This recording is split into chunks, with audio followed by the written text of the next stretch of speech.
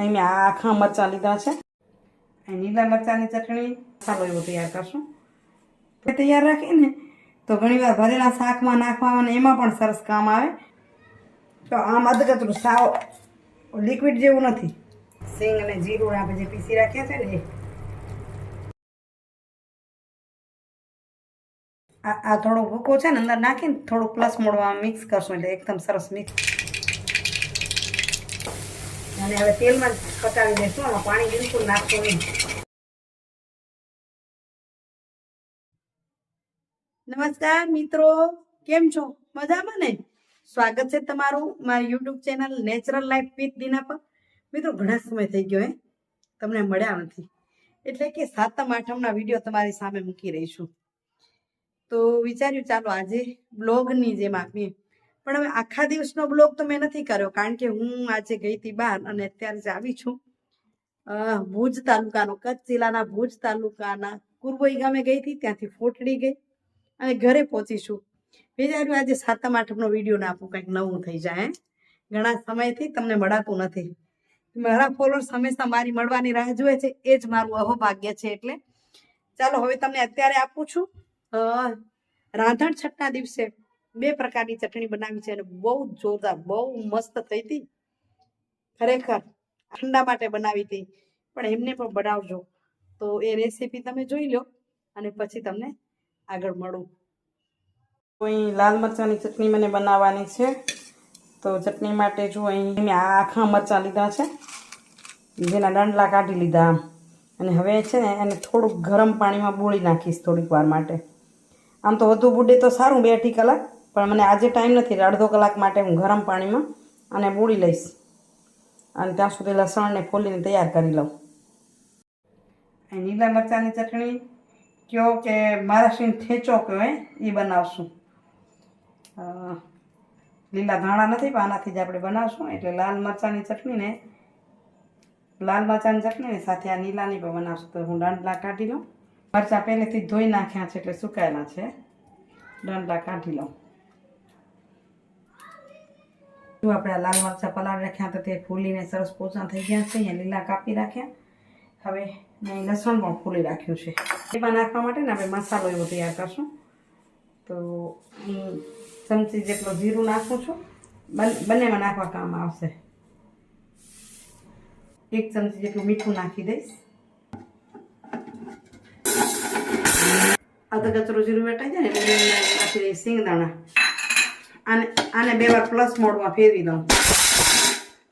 તો જો આવું અધ કચરું પીસી લઈ એટલે ખાંડણીથી ખાંડીએ તો આનાથી સરસ થાય, અને એનાથી ખરલમાં ખાંડીએ તો એથી ઘણું સારું થાય. પણ છતાં આવું કરીએ તોય સરસ થશે. જો આમ અધ કચરું એકદમ પીસીને પાણી જેવું નહીં કરી નાખવાનું. હવે આને કાઢી લઈએ. આ રીતનું મિશ્રણ આપણે તૈયાર રાખીને તો ઘણીવાર ભરેલા શાકમાં નાખવામાં અને એમાં પણ સરસ કામ આવે. ને ચટણી માટે તમને રાખવું હોય તો પેક કરીને પણ રાખી શકાય. હવે આપણે લસણને એને મરચાંને એને પીસી લઈએ.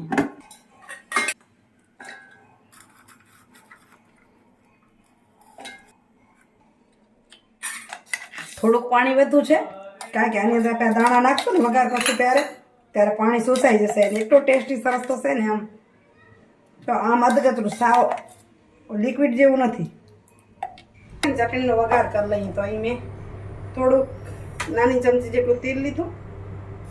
તેલ ગરમ થયું કે નહીં એટલું જોવા જેટલી જ રાઈ નાખશું. ઘણી રાઈ નહીં નાખી. તો તેલ ગરમ થઈ ગયું, રાઈ થોડીક ફૂટવા માંડી ગઈ. જીરું તો આપણે દાણામાં નાખ્યું છે એટલે આમાં નહીં નાખ્યું.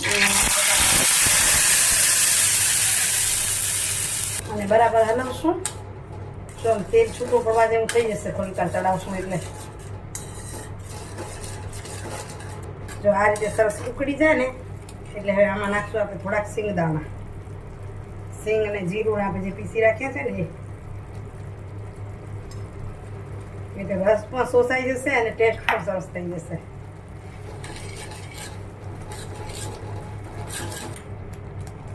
તો જો આપણી ચટણી સરસ થઈ ગઈ તૈયાર. થોડીક વાર આનાથી કડક થઈ જશે. લસણ મેં થોડું કાપી નાખ્યું એટલે પીસવાનું થોડુંક સરળ થઈ જાય ને. તો મરચાંને આમ કાપી નાખું, કટકા કરી નાખું.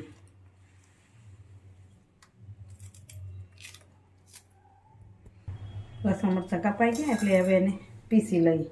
પ્લસ મોડમાં જ પીસું, અધ કચરું જ એકદમ પાણી જેવું રવાઈ નથી કરવું આપણે. ખાલી આમાં આ થોડો ભૂકો છે ને અંદર નાખીને થોડું પ્લસ મોડમાં મિક્સ કરશું એટલે એકદમ સરસ મિક્સ થઈ જાય. 1 ચમચી ધાણા પાવડર નાખશું.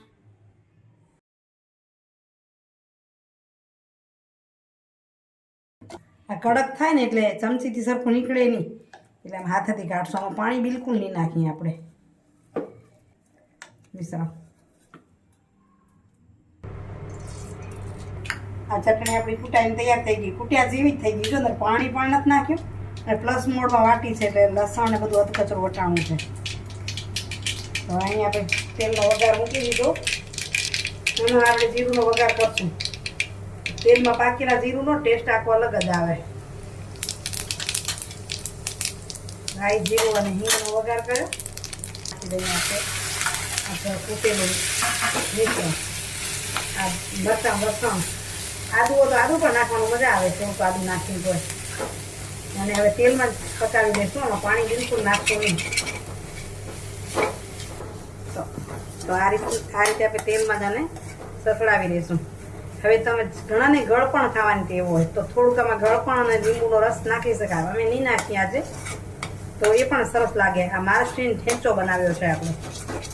બધાને અલગ અલગ રીત હોય. આમાં આપણે કોથમીર પણ નાખી શકીએ, લીલા ધાણાને, તો પણ સરસ લાગે. થોડાક ફુદીનાના પાંદડા નાખી તો પણ મજા આવે. પણ આપણે આજે સાદું સિમ્પલ બનાવ્યું છે તાકી આ લાંબો સમય રાખી શકાય, બગડે નહીં. તો જો આપણી બે ચટણી થઈ ગઈ તૈયાર, મહારાષ્ટ્રીયન ઠેંચો અને લાલ કચ્છી કાઠિયાવાડી ચટણી. તો ચાલો જમવાનું કરી તૈયાર.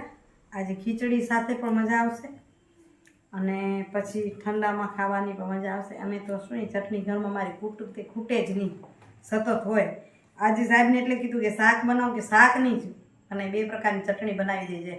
એટલે આવતીકાલે લાડવા, થેપલા, પૂરી ને દહીંમાં ઘણીવાર લાલ ચટણી નાખી દઈએ એટલે એ તીખારીનો ટેસ્ટ આવે. આપણે વઘારવું ન પડે. દહીંની વાટકી લઈને એની અંદર લાલ ચટણી નાખી દે. ઘણીવાર માખણની અંદર ચટણી ભેળવી દે એટલે એ ખાવાની જ મોજ કંઈક અલગ હોય. એટલે આવતીકાલે ઠંડામાંય કામ આવશે ને હમણાં ગરમમાંય કામ આવશે. મિત્રો, આશા રાખું છું કે આ રેસીપી તમને ગમી હશે. ગમે ને? આ રેસીપી તો તે દિવસે કરી હતી પણ છતાં તમારી સામે મૂકી. હવે આજનો સુવિચાર લઉં અને પછી વિડીયોનું એન્ડિંગ કરું. આજના સુવિચારની વાત કરું તો એવી છે કે તમારી સફળતામાં જે વ્યક્તિ સામેલ છે ને, આ વિડીયોની વાત કરું તો મને સફળ અપાવવા માટે તમે બધા મારી સાથે છો. કારણ કે તમે મને ચાહો છો. હું ગમે તેવો વિડીયો મોકલું તો ગમે એટલે તમે એટલા બધા લોકો છો કે તમે મારા વિડીયોને જુઓ, કમેન્ટ કરો. કમેન્ટ નથી કરી શકતા એ પણ કાયમી નિયમિત વિડીયો જોઈને મને પ્રોત્સાહિત કરો છો. એટલે કહું છું કે મારી સફળતામાં, એટલે કે તમારી સફળતામાં પણ એવા લોકો સામેલ છે જેને તમે ચાહો છો. હા, અને તમારા સંઘર્ષમાં એવા લોકો સામેલ હોય છે જે તમને ચાહે છે. તો તમે બધા મને ચાહો છો એટલે મારા સંઘર્ષમાં પણ સામેલ છો. કારણ કે કડવો મીઠો કોઈ પણ પ્રસંગ હોય તો કોઈ કમેન્ટ કરીને મારી સાથે છે, કોઈ વિડીયો જોઈને સાથે છે, તો કોઈ રૂબરૂ મળીને સાથે છે. આજ ખૂબ આનંદ થયો કે હું ત્યાંથી વળી હતી અને ઊભી હતી તો એક બેન મને તેડતા આવ્યા. દીકરી તેડતી આવી, શિવાની નામ, મમ્મી હિનાબેન. સીધું મને કે દીના આંટી, મને લાગ્યું હું ઓળખતી નથી. કે તમે નહીં ઓળખો, હું તો ઓળખું ને, મારા મમ્મી તમારો રોજ વિડીયો જુએ. તો ખૂબ ખૂબ ધન્યવાદ શિવાની અને એમના મમ્મી હિનાબેનને. એવા મારા હજારો ફોલોઅર્સને ખૂબ ખૂબ ધન્યવાદ સાથે આજના વિડીયોનો કરું છું એન્ડિંગ. આશા રાખું છું કે આજનો વિડીયો તમને ગમ્યો હશે. જો ગમ્યો હોય તો લાઈક શેર કરો. એ જ આશા સાથે આવજો મિત્રો. જય જય ગરવી ગુજરાત, જય ભારત અને જય હિન્દ. Bye bye. હરિઓમ.